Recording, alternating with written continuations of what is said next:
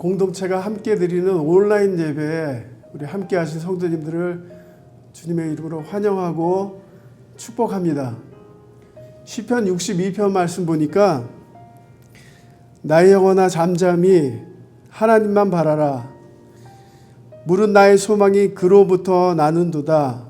오직 그만이 나의 반석이시요 나의 구원이시요 나의 요새시니 내가 흔들리지 아니하리로다. 나의 구원과 영광이 하나님께 있으며 내 힘의 반석과 피난처도 하나님께 있도다.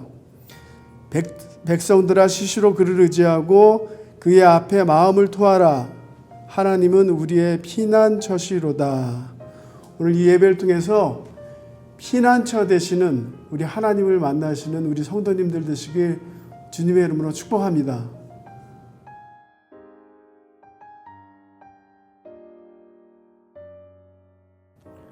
나는 전능하신 아버지 하나님, 천지의 창조주를 믿습니다. 나는 그의 유일하신 아들 우리 주 예수 그리스도를 믿습니다. 그는 성령으로 잉태되어 동정녀 마리아에게 나시고 본디오 빌라도에게 고난을 받아 십자가에 못 박혀 죽으시고 장사된 지 사흘 만에 죽은 자 가운데서 다시 살아나셨으며 하늘에 오르시어 전능하신 아버지 하나님 우편에 앉아 계시다가 거기로부터 살아있는 자와 죽은 자를 심판하러 오십니다. 나는 성령을 믿으며 거룩한 공교회와 성도의 교제와 죄를 용서받는 것과 몸의 부활과 영생을 믿습니다. 아멘.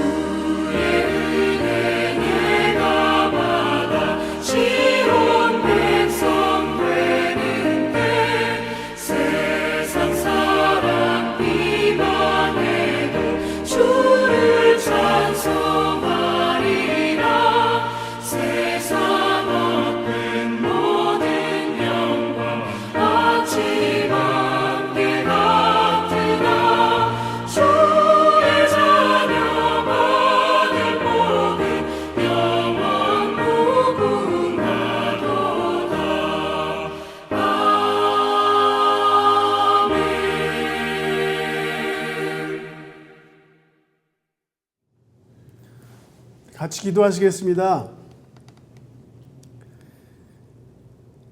전지전능하셔서 온 세계를 다스리시는 아버지 하나님, 우리가 함께 모이지는 못하지만 이렇게 온라인으로 인터넷으로 우리가 같이 하나님께 예배드리게 하시니 하나님 감사합니다. 우리 그 교우들 지금 어디에 있든지 어떻게 예배를 드리는지 우리는 알 수 없지만 하나님의 성령님께서 직접 찾아가셔서 위로해 주시고 힘을 허락하여 주시옵소서. 하나님, 역대하 7장 14절 말씀에 나의 백성이 다 겸비하여 기도하고 나의 얼굴을 구하고 그 악한 길에서 떠나면 하나님께서 이 땅을 고쳐주신다고 말씀하셨습니다. 아버지 하나님, 우리를 불쌍히 여겨 주시옵소서. 우리를 긍휼히 여겨 주시옵소서. 이 땅을 고쳐주시고 이 땅에 다시 한번 하나님이 원하시는 부흥이 일어날 수 있도록 하늘 문을 여시고 축복하여 주시옵소서. 하나님, 우리 교우들이 지금 많은 걱정 속에 있습니다. 일터에 나가지 못하고 사랑하는 사람들을 만나지 못하고 또 여러 가지 재정의 어려움, 여러 가지 힘든 일들이 있습니다. 하나님, 이렇게 힘들 때일수록 더욱더 하나님을 크게 넓게 믿어드리는 믿음의 하나님 백성들 될 수 있도록 주여 도와주시옵소서.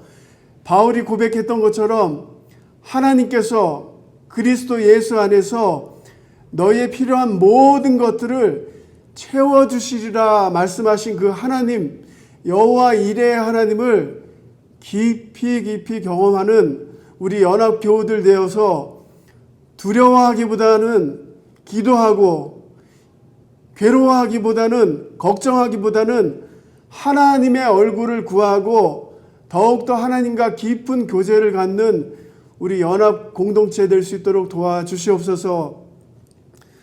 그래서 빨리 우리가 다시 만나서 한 공동체로 예배 드릴 수 있도록 주여 은혜를 내려 주시옵소서. 우리가 다시 만날 때는 하나님을 섬길 수 있다는 것이, 하나님께 함께 예배 드릴 수 있다는 것이 이렇게 큰 축복이라는 것을 고백하며 기쁨 속에, 감사 속에 저희들 모이게 도와주시옵소서. 감사하며 그리스도의 평강이 우리 모든 교우들과 함께 해주실 간절히 기도하며 예수님의 이름으로 기도드렸사옵나이다. 아멘. 요한복음 4장 20절에서 24절 말씀입니다. 우리 조상들은 이 산에서 예배하였는데 당신들의 말은 예배할 곳이 예루살렘에 있다 하도이다. 예수께서 이르시되 여자여 내 말을 믿으라. 이 산에서도 말고 예루살렘에서도 말고 너희가 아버지께 예배할 때가 이르리라. 너희는 알지 못하는 것을 예배하고 우리는 아는 것을 예배하노니 이는 구원이 유대인에게서 남이라. 아버지께 참되게 예배하는 자들은 영과 진리로 예배할 때가 오나니 곧 이때라. 아버지께서는 자기에게 이렇게 예배하는 자들을 찾으시느니라. 하나님은 영이시니 예배하는 자가 영과 진리로 예배할지니라. 아멘.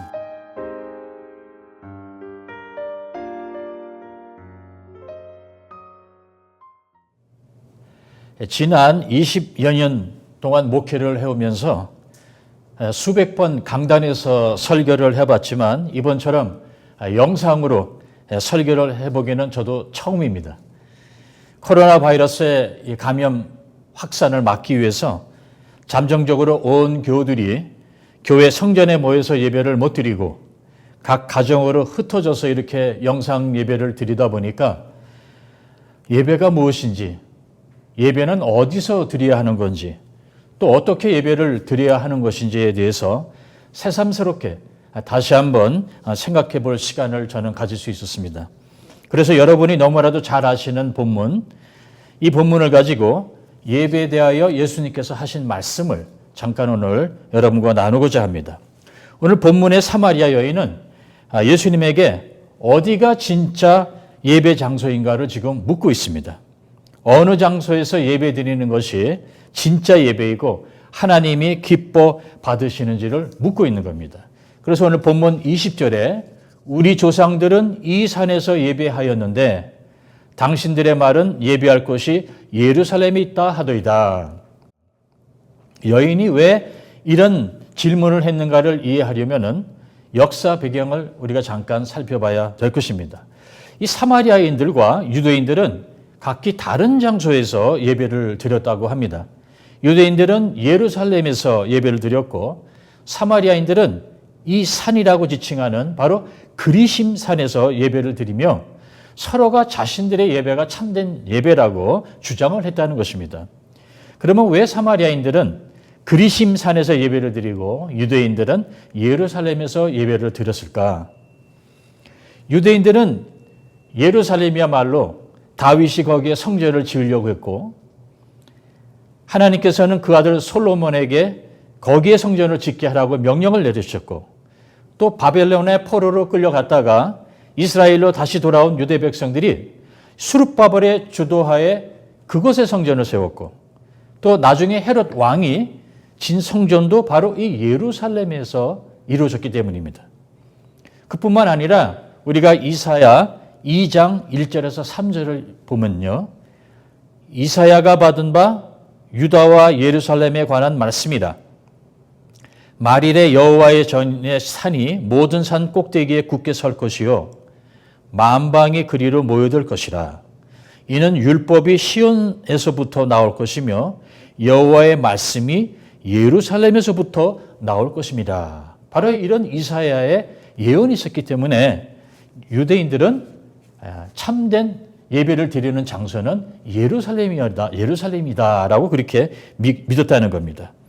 그러나 사마리아인들은 모세 오경만 인정했다고 합니다. 왜 그랬는지 저는 자세히 모르겠지만 그래서 그들은 하나님께서 이스라엘 백성을 위하여 택하신 예배 장소의 기원을 더 멀리 거슬러 올라가게 됩니다. 아브라함이 하란을 떠나서 거주하게 된 것이 세겜이라는 장소였고요. 또 세겜에서 북서쪽으로 4km 떨어진 곳에 바로 그리심 산이 있었고 그리고 거기서 다시 북서쪽으로 조금 가면은 가까이에 사마리아가 있었습니다. 사마리아의 전통에 따르면 하나님께서 아브라함에게 아들 이삭을 번제로 바치라고 한 모리아 산이 바로 이 그리심 산이라는 것입니다.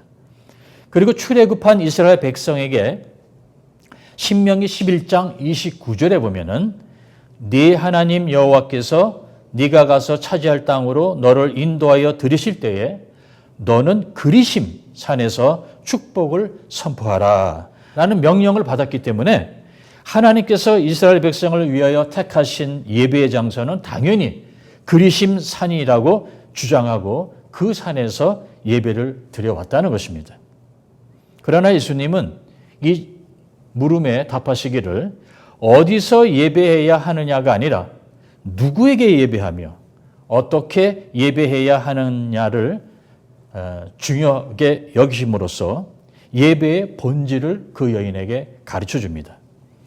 예배에서 정말 중요한 것은 그리심산도 아니고 예루살렘도 아니고 바로 하나님 아버지께 예배하는 것입니다.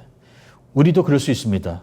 하나님보다 예배 장소, 예배의 도구, 예배의 분위기 이런 것들에 더 얽매일 수 있다는 것입니다. 물론 이런 것도 중요합니다. 왜냐하면 우리 인간은 분위기, 격식, 환경 이런 외부 요소에 어느 정도 영향을 받기 때문이죠. 우리가 좀 더 경건한 마음의 자세로 예배를 드릴 수 있도록 이런 것들이 보조 역할을 하는 것은 사실입니다. 그러나 예배의 본질은 예배의 대상이신 바로 하나님이십니다. 만일 다른 이유로 인해서 우리가 하나님을 잊어버린다면 그 예배는 예배로서 실패한 예배가 되는 것입니다. 그러므로 우리가 예배를 야외에서 드리든 실내에서 드리든 교회 성전에서 드리든 아니면 가정에서 드리든 여행 중에 드리든 일터에서 드리든 병원에 누워서 예배를 드리든 아니면 밤에 예배를 드리든 아침에 예배를 드리든 사실 이런 것은 각 지역이나 문화나 개인의 형편과 상황 차이뿐이지 예배의 가장 중요한 본질은 아니라는 겁니다. 교회 성전에서 실내에서 드리는 예배는 진짜 예배이고 야외에서 드리는 예배는 가짜 예배입니까? 아닙니다. 그럴 수 없습니다. 얼마나 좋은 예배당에서 예배를 드리느냐, 몇 부 예배에 들어가 예배를 드리느냐, 얼마나 많은 회중과 함께 예배를 드리느냐, 얼마나 좋은 오르건과 또 훌륭한 찬양대를 가지고 예배를 드리느냐, 아니면 어느 목사님의 설교를 드리며 예배 드리느냐, 이런 것들은 사실 참된 예배와 아무 상관이 없는 것들입니다. 특정한 장소나 공간이나 시설 자체를 신성화하거나 우상화하는 것, 그것은 예배의 본질에서 벗어나는 것입니다. 참된 예배는 무엇보다도 하나님께 드려지는 예배여야 합니다. 하나님만이 경배의 대상이 되며 모든 것이 하나님께 드려지고 하나님께만 영광에 돌려지는 예배라야 합니다. 자, 그럼 교회가 필요가 없습니까? 교회 건물, 성전 아무 소용이 없습니까? 아니죠. 그럼 신약의 교회들은 다 뭡니까? 예루살렘 초대 교회 시대 때에는 가정에서 모임을 가졌지만 안디옥, 에베소, 데살로니가, 빌라델비아 등등 예배자의 숫자가 증가하면서 점점 각 도시마다 성전이 세워졌고 신앙 공동체는 그 세워진 성전, 교회 중심으로 그들의 모임을 가졌던 겁니다.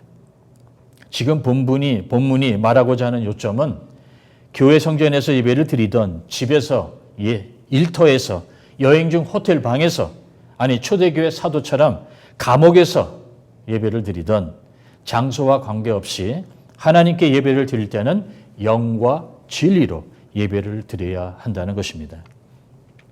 여러분도 아시다시피 초대교회는 가정에서 모임을 가졌습니다.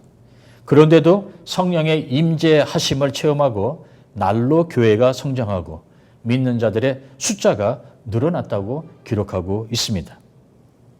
24절에 보니까 하나님은 영이시니 예배하는 자가 영과 진리로 예배할지니라. 자, 그렇다면은 영과 진리로 드리는 예배는 무엇인가? 먼저 선교학적으로 본다면요, 영과 진리로 예배를 드린다는 것은 어떤 특정 사회 집단만 하나님께 예배를 드릴 수 있다는 것이 아니라 만인이 모두가 하나님께 예배를 드릴 수 있다는 것입니다. 예배는 어떤 자격이나 조건, 즉 인종이나 국가와 관계없이 유대인이든 사마리아인이든 이방인이든 많이 가졌던 적게 가졌던 건강하던 병자이든 관계없이 예수 그리스도를 구주로 영접하고 고백한 사람들이 드리는 예배라는 것입니다. 이 예배가 바로 영과 진리로 드리는 예배입니다. 신학적으로 말하자면은 영과 진리로 예배를 드린다는 것은 예수 그리스도를 구주로 영접한 그 믿음 위에 제단을 쌓고 하나님께 드리는 예배를 의미합니다. 영적인 예배입니다. 그래서 영으로 드리는 예배는 우리의 영혼으로부터 나오는 예배, 우리 영혼 깊숙한 곳에서부터 하나님을 사모하는 심령으로 드리는 예배라는 것입니다. 그런데 문제는 우리의 영이 거룩하지가 못하다는 것입니다. 인간이 타락했다고 할 때 그것은 육신뿐만 아니라 우리의 영혼, 즉 우리의 영까지도 타락했음을 의미합니다. 타락하고 오염된 영혼을 들고 어떻게 우리가 거룩하신 하나님을 예배할 수가 있겠습니까? 그래서 우리의 영이 반드시 성령과 연합해야 합니다. 거룩한 영과 연합해야 됩니다. 성령의 인도하심을 따라 예배를 드려야 한다는 말입니다. 그러면 왜 성령의 도움과 인도가 절대적으로 우리에게 필요한가? 로마서 8장 26절과 27절에 기록되어 있는 말씀을 잠깐 읽어보겠습니다. 성령도 우리의 연약함을 도우시나니 우리는 마땅히 기도할 바를 알지 못하나 성령이 하나님의 뜻대로 성도를 위하여 간구하심이니라. 성령님의 도움 없이 사실 우리는 하나님의 뜻에 합당한 예배를 드릴 수가 없습니다. 기도조차 제대로 할 수 없는데 예배야 말할 필요도 없지 않겠습니까? 그러므로 영으로 드리는 예배는 우리가 성령님의 인도에 따라 드리는 예배를 의미합니다. 그래야만 우리는 하나님이 기뻐하시는 하나님께 상달되는 거룩한 예배를 드릴 수 있게 된다는 것입니다. 또한 진리로 예배한다는 것은 또 무슨 뜻인가? 여러분 우리가 잘 아는 요한복음 14장 6절에 예수께서 이르시되 내가 곧 길이요 진리요 생명이니 나로 말미암지 않고는 아버지께로 올 자가 없느니라 하셨죠. 예수님이 곧 진리이십니다. 그리고 하나님께 우리가 나아가려면 반드시 진리이신 주님, 예수님을 통해서만 가능합니다. 예수 그리스도를 통하지 않고는 우리는 진정한 예배를 드릴 수가 없습니다. 아무리 근사하고 경건하게 보이고 엄숙해도 길이신, 진리이신 예수 그리스도를 통하지 않고는 그 예배는 하나님께 상달되는 예배도 아니고 하나님이 받으시는 예배가 될 수 없다는 것입니다. 그러므로 성부 하나님께 우리가 예배로 나아갈 때는 반드시 성자와 성령의 도움과 인도하심으로 나아가야 한다는 것입니다. 그래야 하나님이 기뻐하시는 하나님의 뜻에 합당한 예배를 우리가 드릴 수 있게 됩니다. 우리가 교회 성전에서 예배를 드리든 우리가 가정에서 예배를 드리든 예배는 이렇게 드려야 한다는 것입니다. 그러므로 예배 장소를 논하기 전에 기억해야 할 것은 예배 장소가 그 예배를 합당한 예배로 하나님께 상달되는 예배로 만들어주는 것이 아니라 예배자의 신앙 고백이 곧 마음이 그 예배를 하나님이 찾으시는 예배로 만들어주는 것입니다. 자, 한 가지 더 추가하자면 사실 하나님은 예배를 찾는 것이 아니라 참되게 예배하는 자를 찾는다는 겁니다. 반복하겠습니다. 하나님이 찾는 것은 예배 그 자체가 아니라 그 예배를 드리는 예배자를 찾는다는 겁니다. 그래서 23절에 보면은 하나님께서 이렇게 예배하는 자들을 찾는다고 기록되어 있습니다.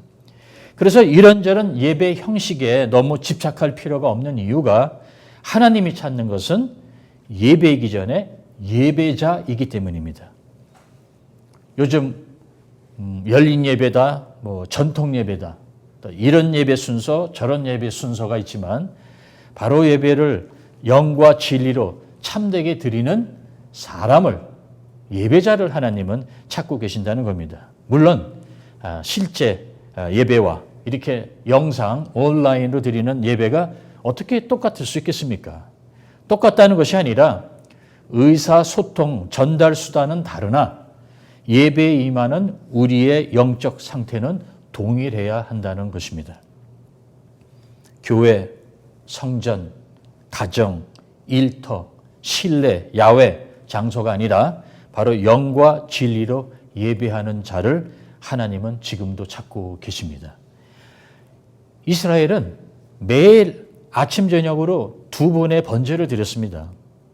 그 밖에도 속건제, 속죄제, 소제, 화목제를 드렸습니다. 그래서 성전에서는 거의 매일 매 시간 예배의 연속이었었습니다. 그런데도 하나님은 예배하는 자를 찾으신다고 합니다. 왜? 참된 예배자가 없기 때문입니다. 하나님의 마음에 흡족한 예배자가 없기 때문입니다. 오늘날 우리도 얼마나 많은 예배를 드립니까? 주일 예배, 수요 예배, 금요 철야 예배, 새벽 예배, 찬양 예배, 열린 예배 등등 예배의 홍수 속에 우리가 살고 있습니다. 그런데도 불구하고 하나님이 여전히 내가 예배하는 자를 찾고 있다라고 하신다면은 이건 깊이 한번 생각해 볼 문제입니다. 마지막으로 예배를 영과 진리로 드리는 예배자가 예배에 임하는 자세에 대하여 잠깐 말씀을 나누고 오늘 설교를 마치도록 하겠습니다. 지금은 우리가 모이기보다 잠시 흩어져서 예배를 드리는 시간입니다.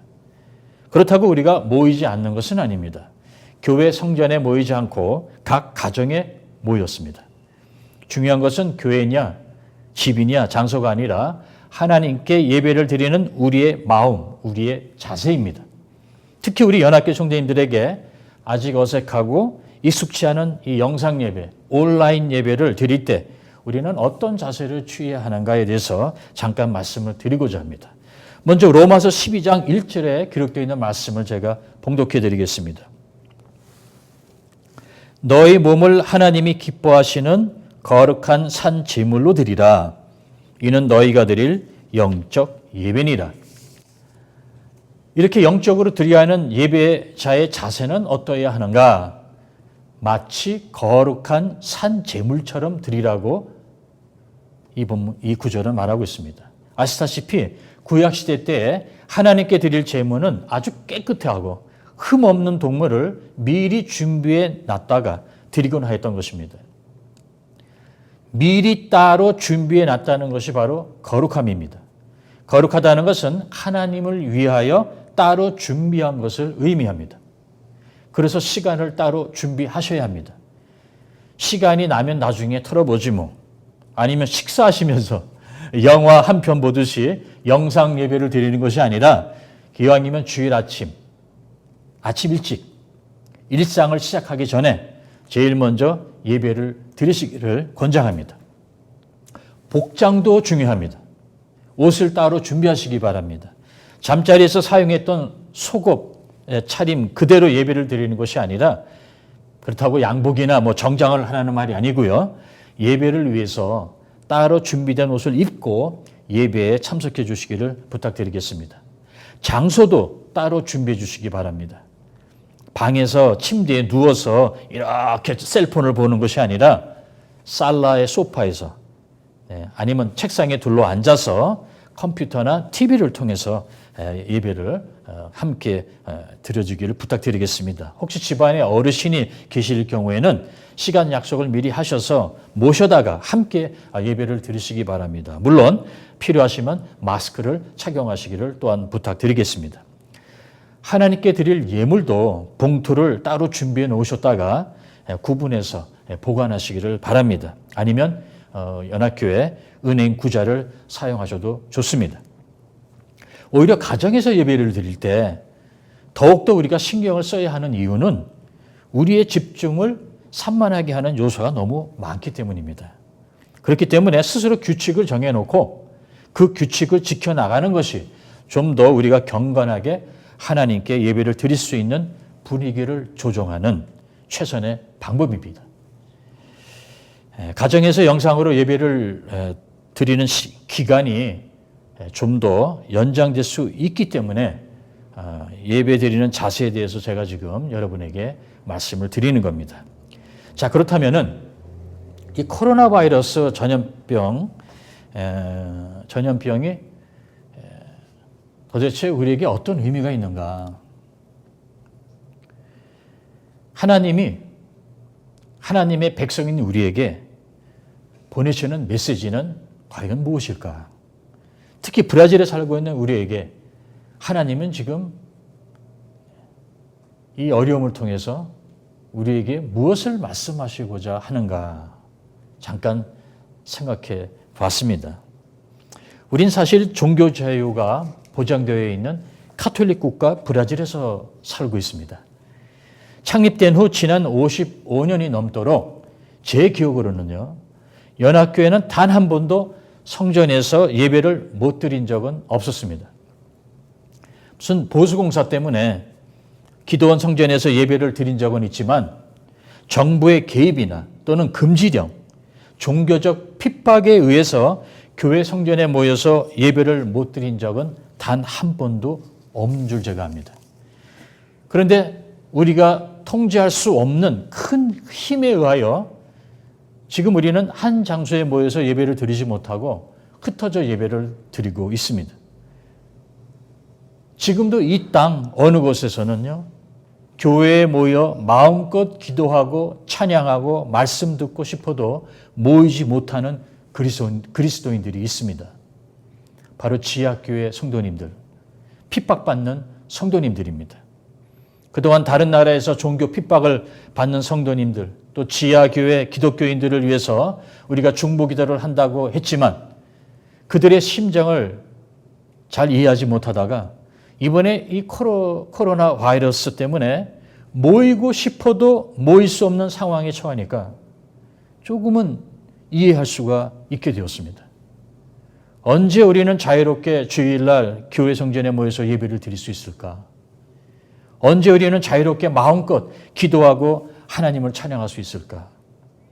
어서 빨리 그날이 오기만을 카타콤에서, 골방에서 기도하며 기다리던 그들의 심정을, 그들의 간절함을 코로나 바이러스라는 유행성 전염병 때문에 종교 자유국인 브라질 이 나라에서 우리가 지금 부분적으로나마 체험하고 있다는 것입니다.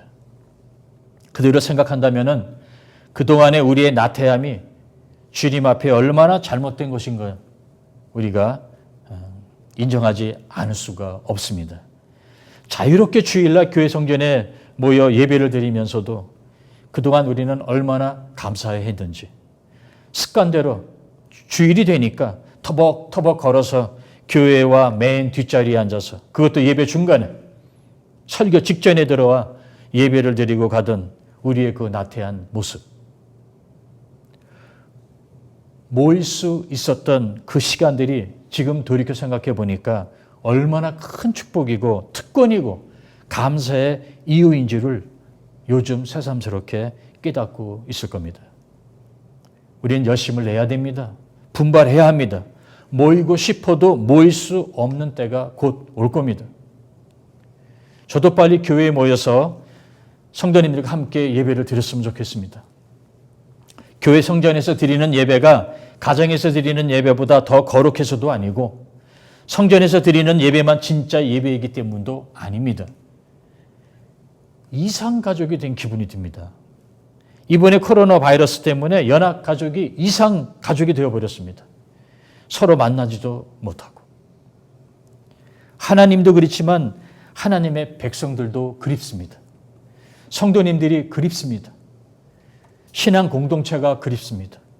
주 안에서의 교제가 그립고 국밥도 그립습니다. 카페도 그립습니다. 다들 잘 지내고 계신지 건강하신지 주 안의 형제 자매들이 보고 싶습니다. 다시 악수하고 껴안고 말하다가 침 튀겨도 좋으니 다시 얼굴과 얼굴을 맞대고 한 장소에서 같은 시간에 하나님께 예배드리고 같이 찬송하고 말씀 듣고, 아이들이 교회 마당과 운동장에서 뛰어놀고 그래서 시끄러워도 좋으니 주일날 교회 성전에 모여서 다시 예배드리고 싶습니다. 이번 기회에 연합교회가, 아니 주님의 몸 되신 교회가 얼마나 귀중하고 축복받은 공동체라는 것을 새삼 깨닫게 됩니다. 주 안에서 우리가 나누는 교제가 얼마나 우리를 행복하게 해주는지를 새삼스럽게 느꼈습니다. 우리가 서로에게 얼마나 귀중한 존재라는 것을 다시 한번 인식하시고, 있을 때, 아직 모일 수 있을 때 서로에게 잘합시다. 모든 것이 다시 정상화되면 나 정말 이젠 잘할 거야. 아무 교회에도 나는 이젠 잘해줄 거야. 이런 각오와 다짐이 있기를 바랍니다. 오히려 이번 기회에 그동안 당신이 거룩한 산제사로 하나님께 예배를 드렸는지 한번 검토해 보시기 바랍니다. 기분이나 분위기, 남의 시선을 의식하면서 내가 그동안 예배를 드린 것은 아닌지, 피아노 반주나 조명이나 스크린, 다른 성도들도 주위에 없이 혼자서 집에서 예배를 드리는 자신에게 나는 진정으로 영과 진리로 예배를 드리는 자인가? 거룩한 산제자로 그동안 예배에 참여했는가? 스스로 자신을 돌아보는 기회가 되시기 바랍니다. 코로나 바이러스와 경제 침체로 낙심하고 의기소침만 하지 마시고 이 난관을 통하여 우리가 하나님이 찾으시는 참된 예배자의 모습을 다시 회복할 수 있다면 이 고난은 오히려 우리에게 유익한 고난이 될 것입니다.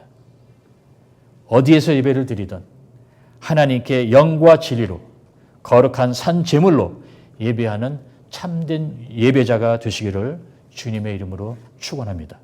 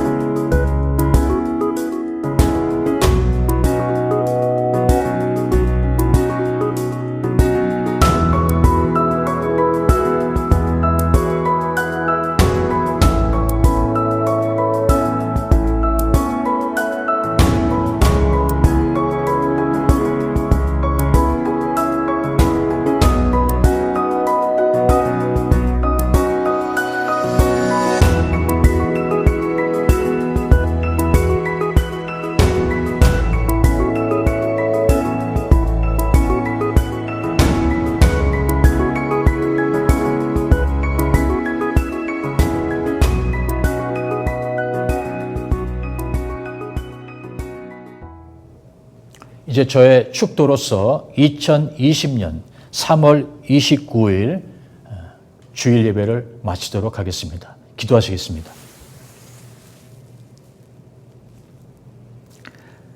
지금은 우리 주 예수 그리스도의 은혜와 지극히 높으신 하나님의 사랑과 성령의 역사하심이 하나님이 찾으시는 참된 예배자가 되고자 가정에서 영과 진리로 하나님께 예배드리는 연합교회 모든 성도님들 위해 지금부터 영원토록 함께 하시기를 간절히 축원합니다.